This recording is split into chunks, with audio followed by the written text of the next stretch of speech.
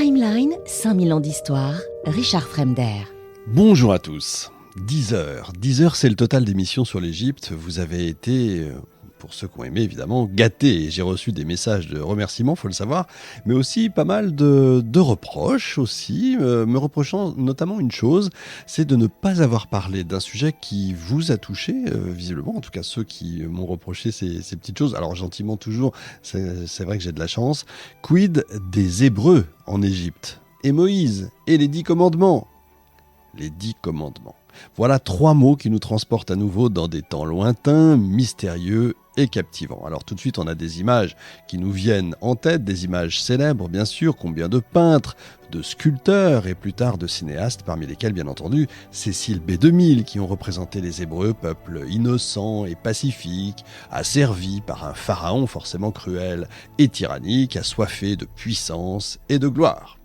Comment oublier le magnifique Charlton Heston, bien sûr, Moïse magistral et colossal, tenant à 2 mains les 2 célèbres stèles de pierre, gravées des paroles de Dieu, les fameux 10 commandements, écrits de la main même de Dieu. Image devenue évidemment légendaire, une véritable icône, ou encore parce que, il faut savoir, moi j'adore les parodies, le fameux Moïse de Mel Brooks qui revient de la montagne avec 3 tablettes et qui en fait tomber une, vous savez, qui se casse en 2 et passant de voici les 15, boum, non, les 10 commandements, mais tout ça, est-ce que tout ça est une légende ou simplement l'écho d'un événement historique ? Les Hébreux ont-ils réellement séjourné en Égypte? Ont-ils vraiment été réduits en esclavage par des fonctionnaires égyptiens forcément despotiques? Ou au contraire étaient-ils plutôt que des esclaves, des ouvriers, des artisans et des commerçants qui échangeaient leurs produits contre des biens alimentaires issus des domaines agricoles égyptiens? Est-ce qu'on peut répondre d'ailleurs objectivement à ces questions grâce à l'archéologie, ou doit-on se contenter de ce que raconte le récit biblique? S'il existe bien un sujet sur lequel il est très difficile de démêler le vrai du faux, c'est bien celui du séjour des Hébreux en Égypte et de leur asservissement, je vais mettre des guillemets, par le pouvoir pharaonique. C'est une véritable gageure, je vous l'avoue, que je vais tenter de relever aujourd'hui, mais sachez une chose, il n'existe, écoutez bien, aucun texte, aucune mention, à ce jour retrouvée, d'esclaves hébreux en Égypte. Eh bien, on va voir ça dans le détail. Les Hébreux en Égypte, c'est la nouvelle émission 5000 ans d'histoire, c'est parti. La tradition populaire, via la Bible, a donc associé l'épisode des Hébreux en Égypte au plus grand pharaon qui ait jamais régné sur le pays du Nil, à savoir Ramsès II, celui que tout le monde connaît. Les textes antiques et modernes s'accordent pour le dénoncer comme celui qui a fait vivre un véritable enfer aux malheureux fils d'Israël en les faisant travailler sur des chantiers, les chantiers de ces innombrables palais, temples ou encore ouvrages d'urbanisme frappés par des contremaîtres forcément violents, affamés, assoiffés et évidemment harassés de fatigue. C'est lui qui apparaît dans les nombreux romans, opéras et films qui s'attachent à faire revivre cet épisode capital de l'histoire juive et puis derrière de l'histoire chrétienne forcément. Mais était-ce vraiment lui, le pharaon de l'Exode ?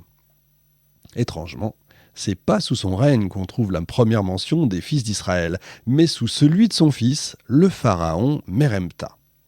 La mort du grand pharaon Ramsès II est considérée par beaucoup de peuples vassaux de l'Égypte comme la fin d'une époque.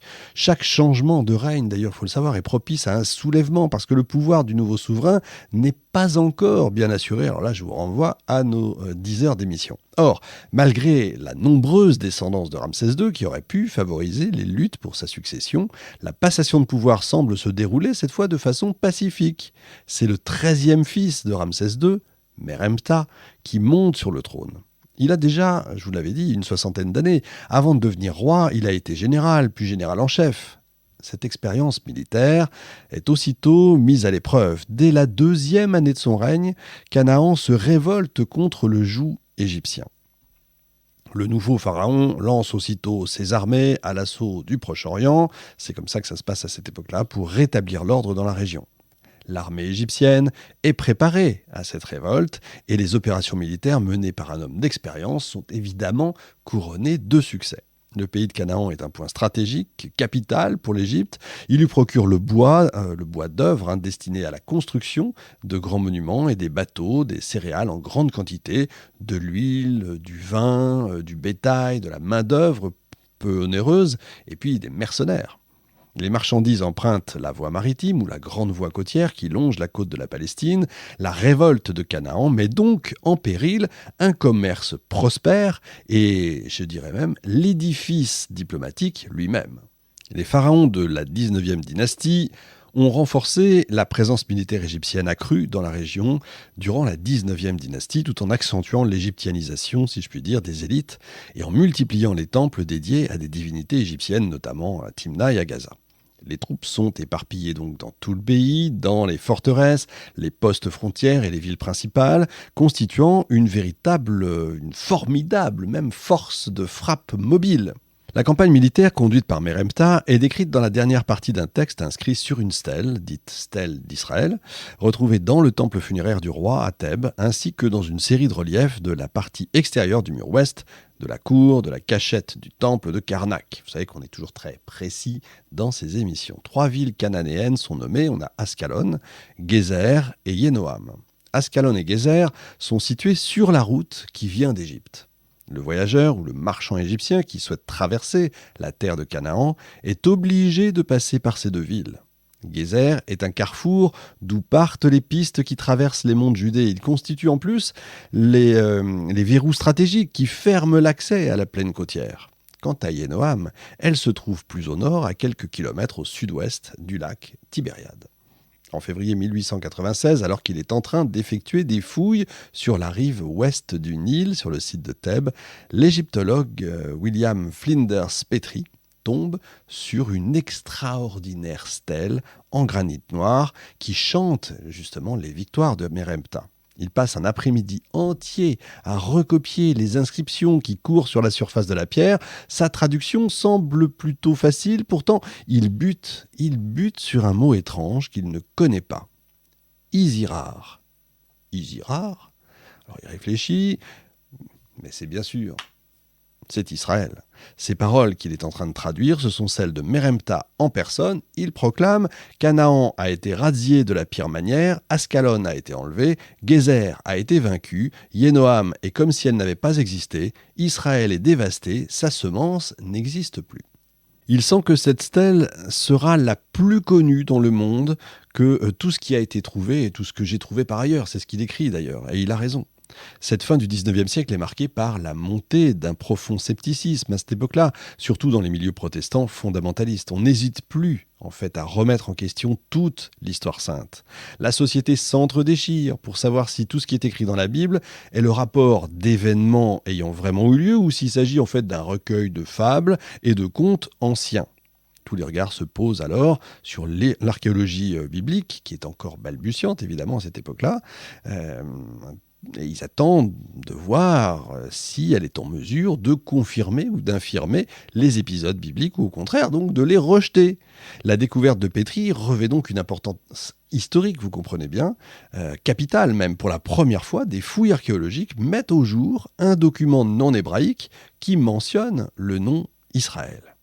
Ainsi, la Bible n'est pas un livre fantastique et Israël a bel et bien existé. Quelle découverte, vous imaginez bien. Mais alors, de quel Israël parle le pharaon ?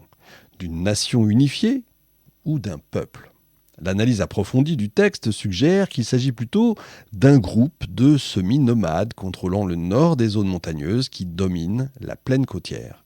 Le sud se trouve lui entre les mains d'un autre groupe de nomades, les Chazous. C'est un peuple difficile à atteindre, qui peut à tout instant menacer les grands axes de communication, qui permettent aux Égyptiens d'accéder au cœur de Canaan. Les lieux et le peuple d'Israël sont en fait cités dans un ordre qui suit non seulement l'agencement géographique du plus proche au plus éloigné, mais aussi l'ordre de déroulement des principales opérations militaires de Meremptah. La stèle n'énumère pas tous les États et villes de Canaan, mais seulement ceux où la révolte a commencé et les lieux où des affrontements ont été les plus violents. L'armée égyptienne longe la côte, traverse Gaza puis reprend Ascalon et Gézer, d'où partent des pistes permettant de traverser les monts de Judée et d'atteindre la région de Jérusalem, au cœur des territoires contrôlés justement par Israël. Timeline, 5000 ans d'histoire, Richard Fremder.